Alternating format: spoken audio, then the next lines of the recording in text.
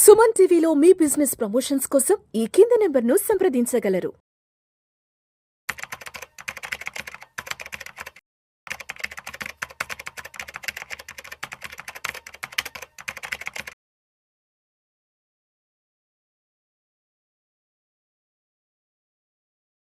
Welcome to Vishnu talks. నేను మీ విష్ణు. ప్రస్తుతం నాతో పాటు ట్రేడర్ అండ్ ఇన్వెస్టర్ క్రిష్ ఉన్నారు. క్రిష్తో మాట్లాడదాం. నమస్తే క్రిష్. నమస్తే Vishnu. Krish, welcome to Vishnu talks. Thank you so much for your time. Right. So Krish, ఒకసారి మార్కెట్ సినారియో గురించి మాట్లాడుకుందాం. డెఫినెట్. మార్కెట్లలో కొంత ఊపు వచ్చిందేమో, కలొచ్చిందేమో, దలాల్ స్ట్రీట్ లో మళ్ళా సందడి మొదలవుతుందేమో అనిపిస్తుంది. నిఫ్టీ విషయానికి వస్తే 23,000 చేంజ్కి వచ్చేసింది. సెన్సెక్స్ విషయానికి వస్తే 76,900కి వచ్చేసేసింది. ఒక్కసారి మనం జనవరి ఫిబ్రవరి సినారియో గమనిస్తే కంటిన్యూస్గా 10 రోజులు 12 రోజులు 15 రోజుల పాటు విపరీతమైన బ్లడ్ బాత్. ఇలాంటి ఫాల్ గారు నిజంగా అంటే చాలా మంది ప్యానిక్ అయిపోయి ఇన్వెస్ట్మెంట్స్ వెనక్కి తీసేసుకొని వద్దురా బాబు మార్కెట్తో, నమస్తేరా బాబు ఈక్విటీ మార్కెట్కి నమస్తే అని చెప్పి బ్యాకప్ చేసుకుని వెళ్ళిపోయారు చాలా మంది. సో అంటే అలాంటి సినారియోస్ చూసాం ఎప్పుడు 2024 సెప్టెంబర్ నుంచి మొన్న ఒక 4-5 రోజుల క్రితం వరకు కూడా. బట్ ఎందుకో ఇప్పుడు మళ్ళా మార్కెట్లో కొంత పాజిటివ్ ర్యాలీ స్టార్ట్ అవుతుందా, ర్యాలీ అనొచ్చో కూడా అర్థం కావట్లేదు. ఒక వేవ్ అనుకుందాం, మళ్ళీ 76,900కి వచ్చేసింది కాబట్టి. సో ఇది నెక్స్ట్ ఇంకా ముందుకు సక్సెస్ఫుల్గా ముందుకు వెళ్ళే అవకాశం ఉందా, లేదంటే మళ్ళీ అందరి అంచనాలను తారుమారు చేసి మళ్ళీ కిందకు వచ్చే అవకాశం ఉందంటారా? అండ్ జనవరి ఫిబ్రవరిలో అంతటి భయంకరమైన మార్కెట్ని ఎందుకు చూడాల్సి వచ్చింది? మీరు అన్నట్టు ర్యాలీ కంటిన్యూ అవుతుందా లేకపోతే మళ్ళీ కరెక్షన్ వస్తుందా అంటే డెడ్ క్యాట్ బౌన్స్ అంటారు. ఐడియా ఉంది? జనరల్గా మార్కెట్లో వింటుంటాం డెడ్ క్యాట్ బౌన్స్ అని చెప్పి ఒక వర్డ్. కొంతమంది ఏంటంటే దాన్ని డెడ్ క్యాట్ బౌన్స్ అంటారు, కొంతమంది ఏంటంటే ర్యాలీ ఆల్రెడీ బిగిన్ అయిపోయింది అంటారు. బట్ ఎప్పుడైనా సరే మనకి మార్కెట్లో కంటిన్యూస్గా ఒక 3 to 4 months మార్కెట్ కంటిన్యూస్గా కిందకు వస్తున్నప్పుడు ఎక్కడైతే అది సపోర్ట్ తీసుకుంటుందో అక్కడ ఒక బేస్ లెవెల్ అనేది ఫామ్ చేసుకోవాలి. It will take time. 2 months పట్టొచ్చు, 3 months పట్టొచ్చు, కొన్ని కేసులు 6 months కూడా పట్టొచ్చు. ఆ టైం వరకు వెయిట్ చేసి ఓపిక్గా ఉండలేని ఇన్వెస్టర్స్ ఎవరైతే ఉంటారో they will always get out first thing. And మీరు అన్నట్టు మార్కెట్ ఒక 6 months పాటు కంటిన్యూస్గా కిందకి పడింది కదా. ఇలాంటి scenario after Covid I haven't seen చాలా వరకు. అంతకు ముందు కూడా కంటిన్యూస్ 6 months మార్కెట్ కింద పడింది అన్నది ఐ థింక్ 2008లో జరిగింది అనుకుంటా, రెసిషన్ అప్పుడు. అప్పటి నుంచి ఇప్పుడు దాకా ఈ కైండ్ ఆఫ్ సినారియో చూడలేదు. అండ్ లాస్ట్ టైం మనం వీడియో చేసినప్పుడు మీకు గుర్తుందా, దీనికి మనకి అప్పుడు నిఫ్టీ 24 అబౌవ్ ఉంది. డిసెంబర్లో చేసాము. 24 అబౌవ్ ఉంది. 24 అబౌవ్ ఉన్నప్పుడు 10% కరెక్షన్కే మీరు ఇలా విలువలాడిపోతున్నారు. ఒక 20% కరెక్షన్ నిఫ్టీలో అయితే స్టాక్స్ అనేవి ఎంత దారుణంగా పడతాయంటే మీ ఊహలకు కూడా అందదని చెప్పి అప్పుడు డిస్కస్ చేసాం. ఇప్పుడు అదే జరిగింది మార్కెట్లో. ఇప్పుడు ఏదైతే ర్యాలీ చూసి రికవరీ జరుగుతుందని ప్రతి ఒక్కళ్ళు ఎక్స్పెక్ట్ చేస్తున్నారో, ఇది జస్ట్ ఏంటంటే మనం టెక్నికల్ నాలెడ్జ్లో మాట్లాడుకోవాలంటే it's just like a short squeeze. ఎవరైతే పైనుంచి అందరు సెల్ చేసి కూర్చున్నారో చాలా వరకు ప్రాఫిట్లు బుక్ చేసుకుంటారు. నేను చెప్పేది ట్రేడింగ్ పాయింట్ ఆఫ్ వ్యూలో వాళ్ళంతా ప్రాఫిట్లు బుక్ చేసుకుంటున్నారు ఒక పక్క. దాంతోపాటు షార్ట్ స్క్వీజ్ అనేది జరిగి మార్కెట్ అనేది షార్ట్ కవరింగ్ తీసుకుంటుంది. అంతా ఒక ఐ థింక్ 1,400-1,500 పాయింట్స్ అయింది లో నుంచి. సో ఇక్కడ నుంచి కూడా ఇంకా ఫర్దర్గా పైకి వెళ్తుందంటే మేబీ ఒక 1 or 2% ఛాన్స్ ఉంటుంది. తర్వాత కొంతకాలం ఒక సైడ్ వేస్ యాక్టివిటీ అనేది ఎప్పుడైతే జరుగుతుందో మార్కెట్లో, ఓకే ఈ సపోర్ట్ బాటమ్ అనేది మనకి హోల్డ్ చేస్తుంది అని ఎప్పుడైతే ఇన్వెస్టర్ల కాన్ఫిడెన్స్ వస్తుందో, జనరల్గా ఈ మనకి ఏప్రిల్ అండ్ మార్చ్ టైంలో మార్కెట్ ఎప్పుడు కూడా కరెక్ట్ అక్కడ నుంచి ర్యాలీస్ ఎక్కువ స్టార్ట్ అవుతుండే. మనం ఒక 10-12 years నుంచి ఎప్పుడు చూసినా సరే. సో ఏప్రిల్ తర్వాత మనకి రియల్ ర్యాలీ వస్తుంది, కాకపోతే it will take time. April, May, June, July వరకు చాలా ర్యాలీ ఉంటుంది. జనరల్ గా సెప్టెంబర్ వరకు ర్యాలీ ఉంటుంది. ఆ ర్యాలీ ఉన్న టైంలో మన వాళ్ళు ఏంటంటే దాన్నే మార్కెట్, అదే మార్కెట్ ఎవ్రీ మంత్ కూడా ఉంటుందని చెప్పి అనుకుంటారు. బట్ జనరల్ థీసిస్ అది కాదు. ఒక 6 months ర్యాలీ ఉన్నప్పుడు ఒక 6 months సైడ్ వేస్ యాక్టివిటీ, డౌన్ సైడ్ మూవ్ అనేది ఉండాలి కదా. ఆపోజిట్ మూవ్, ఒక రన్నింగ్ డైరెక్షన్కి ఆపోజిట్ మూవ్ లేకపోతే ఆపర్చునిటీ మీకు ఎక్కడి నుంచి వస్తుంది? That's called volatility, right? మీకు అన్నెసరీ థింగ్స్ అని లేకపోతే ఆపర్చునిటీ కాస్ట్ అనేది ఉండదు అక్కడ. సో కరెక్షన్ అనేది వెరీ మచ్ ఇంపార్టెంట్ మార్కెట్లో. కరెక్షన్ జరిగితేనే మనకు అవకాశం అనేది ఉండేది. ఇప్పుడు జరిగింది కాబట్టి ఇప్పుడు ఏదైతే ఉందో ప్రతి ఒక్కళ్ళు దీన్ని ఒక అవకాశం కింద తీసుకొని మీరు ఎస్ఐపి స్టార్ట్ చేసుకోండి.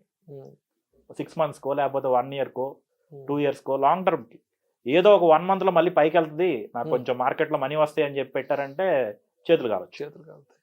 సో ఇప్పుడు క్రిష్ లాస్ట్ 6 months జరిగిన సినారియో మొత్తం చూస్తే ఎఫ్ఐలు కంటిన్యూ సెల్లింగ్ చేసుకొని వెళ్ళిపోయారు అసలు. 6 months కాదు విష్ణు, ఆల్మోస్ట్ 14-15 months అవుతుంది. ఓకే ఓకే 14-15 months సో అవుతుంది. ఎఫ్ఐలు ప్రతిరోజు 5-6 వేల కోట్ల రూపాయలు సెల్లింగ్ చేసుకుని వెళ్ళిపోయారు. అవును. సరే మన డిఏలు కూడా చాలా సపోర్ట్ ఇచ్చారు, అంటే బయటకి ఎంత వెళ్తుందో మన వాళ్ళు కూడా ఇన్పుట్ పెనిట్రేషన్ ఇన్వెస్ట్మెంట్ అంతే చేశారు. అవును. ఒక 3-4 days నుంచి ఎఫ్ఐఏలు మళ్ళా మార్కెట్లోకి ఎంటర్ అవుతున్నారు, వెనక్కి వస్తున్నారన్న సంకేతాలు కూడా వినిపిస్తున్నాయి. అవును. ఏంటి నిజంగా ఎఫ్ఐలు అనే వాళ్ళు మనసు మార్చుకొని మళ్ళీ ఇండియన్ మార్కెట్లోకి మళ్ళీ రూట్ ఆన్ అవుతున్నారా? ఎఫ్ఐఎస్ మీరు లాస్ట్ 14-15 months నుంచి చూస్తే వాళ్ళు కంటిన్యూస్గా సెల్ చేస్తున్నారు. ఆల్మోస్ట్ మన కరెన్సీలో చెప్పాలంటే 3,20,000 కోట్లు పైన సెల్ చేశారు. అంత సెల్లింగ్ కోవిడ్లో కూడా జరగలేదు. అవునవును అవును. అలాంటి సెల్లింగ్ మొత్తాన్ని అబ్జర్వ్ చేసుకొని మన వాళ్ళు మార్కెట్ని అయితే ఆ 10-15% కరెక్షన్ కంటే దాటినకుండా హోల్డ్ చేశారు, which is actually very good for the market. కానీ ఈ ఎస్ఐబి మనీ ఎవరైతే చేశారో SIP money they are not feeling comfortable right now. మీరు లాస్ట్ మంత్ డేటా చూడండి, 51,000 డిమాట్ అకౌంట్స్ క్లోజ్ అయినాయి. దాంతోపాటు 25% ఎస్ఐపి డ్రాప్ అయింది. ఎందుకంటే mutual funds don't have option, 5% కంటే క్యాష్ ఎక్కువ ఉంచుకోకూడదు వాళ్ళ దగ్గర, మార్కెట్లో పోర్ చేయాల్సిందే. అలా అని చెప్పి వాళ్ళు ఎస్ఐపి చేస్తున్నారు, ఒక పక్క వాళ్ళు సెల్ చేస్తున్నారు, వీళ్ళు బై చేస్తున్నారు. వాళ్ళకి బెటర్ ఎగ్జిట్స్ దొరుకుతున్నాయి, వీళ్ళకి ఆప్షన్ లేక బై చేస్తున్నారు. సో ఇది కంటిన్యూస్ అవుతుండగా ఇప్పుడు ఎఫ్ఐఎస్ ఏంటంటే మీరు అన్నట్టు మనసు మార్చుకుంటున్నారు అని చెప్పి మీరు అనుకుంటున్నారు.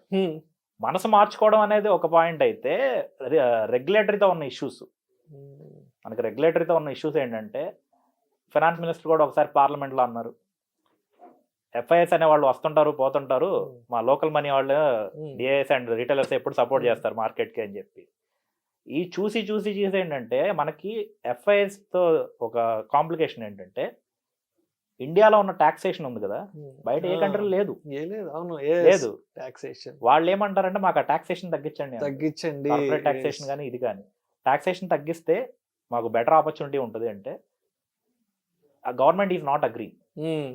సో ఇప్పుడు రీసెంట్గా సెబీ ఏం చెప్తుందంటే మీరు అన్నట్టు లాస్ట్ 1 week నుంచి మేమేంటంటే కొంచెం సెక్యూరిటీ మెజర్స్ తీసుకుంటున్నాం, ఎఫ్ఐఎస్కు వెళ్ళిపోకుండా వాళ్ళకి ఫేవరబుల్ డెసిషన్ వచ్చేలా మేము ప్లాన్ చేస్తున్నాం అని కంటిన్యూస్గా ఏంటంటే న్యూస్ వస్తుంది బయటికి. సో దాన్ని బేస్ చేసుకోవడం ఒకటైతే, వాళ్ళు సెల్ చేసిన వాల్యూమ్ ఏం తక్కువ వాల్యూమ్ కాదు ఇప్పుడు దాకా, ఆల్మోస్ట్ 6 months నుంచి సెల్ చేసిన వాల్యూము. నేను ఐ థింక్ సోషల్ మీడియాలో యాక్టివ్గా ఉన్నప్పుడు వన్ ఆఫ్ ద పర్సన్ అడిగితే అప్పుడు ఎంత 1,00,000 కోట్లు ఇప్పుడు సెల్ చేస్తున్నారు. ఒక పర్సన్ క్వశ్చన్ అడిగాడు, ఇప్పుడు 1,00,000 కోట్లు అంటే ఆల్మోస్ట్ మనకి $16-18 billion యూఎస్డీలో. $16-18 billion సెల్ చేస్తే మార్కెట్ ఇంకో $2-3 billion సెల్ చేస్తే ఏమైపోద్దండి బ్రదర్? డోంట్ వరీ, ఇంకో $10 billion సెల్ చేసినా సరే మార్కెట్ ఎక్కడికి పోదు. తనకు అర్థం కాలేదు ఎక్కడికి పోదంటే, ఇంకా డబల్ సెల్లింగ్ వస్తే ఏమైపోద్ది మార్కెట్ అంటే మన వాళ్ళు బై చేయడానికి రెడీగా ఉన్నారు. కాకపోతే ఇక్కడ ప్రాబ్లం ఎక్కడ వస్తుందంటే వాళ్ళకి ఆ కంఫర్ట్ వచ్చేంత వరకు వాళ్ళు సెల్ చేస్తూనే ఉంటారు. ఇప్పుడు ఆ కంఫర్టబిలిటీ అనేది ఎకోసిస్టంలో క్రియేట్ చేయాలని చెప్పి రెగ్యులేటర్స్ ట్రై చేస్తున్నాయి. కాబట్టి obviously they are trying to but ఇది కంటిన్యూ చేస్తారా వాళ్ళు చెప్పిన సెక్యూరిటీ మెజర్స్, లేకపోతే మధ్యలో ఇంకో ప్రెస్ మీట్ పెట్టి దానికి ఆ న్యూస్కి మాకు సంబంధం లేదంటారంటే దానికోసం మనం చూడాలి, వెయిట్ చేసి. So it will take time. And ఈ మధ్య కొన్ని రిపోర్ట్స్ కూడా వచ్చాయి, 2025 చివరి నాటికి సెన్సెక్స్ 1,00,000 పాయింట్లకు కూడా చేరుకుంటుందంటే కూడా రీసెంట్ గా 1 week బ్యాక్ ఏదో ఒక రిపోర్ట్ కూడా చూసాను. సో ఏంటి రేటింగ్ ఏజెన్సీస్, కొన్ని ఏజెన్సీస్ ఆల్మోస్ట్ అన్ని రేటింగ్ ఏజెన్సీస్ ఇచ్చింది. అంటే మనం పర్సంటేజ్ వైస్ లోనే మాట్లాడుకోవాలి విష్ణు. అగైన్ 77,000 దగ్గర ఉందన్నారు, 23,000 పాయింట్స్ అంటే ఇక్కడ నుంచి మనకు ఆల్మోస్ట్ 30% అప్సైడ్.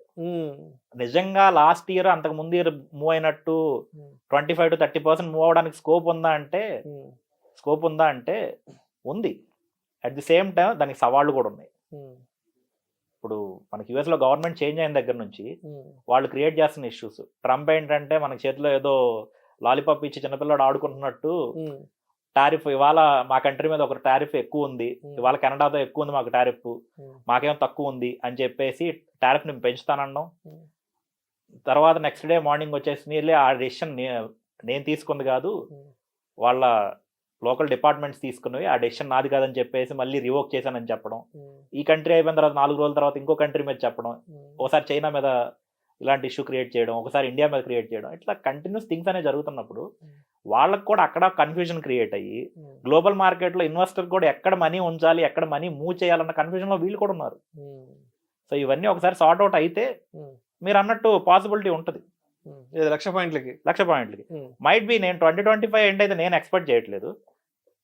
ఇంకొక 1.5 year టైం తీసుకో, మేబీ నెక్స్ట్ ఇయర్ ఆగస్ట్ ఆ టైంకి అయితే 26 ఆగస్ట్ 1.5 సంవత్సరం దగ్గర 1.5 సంవత్సరం.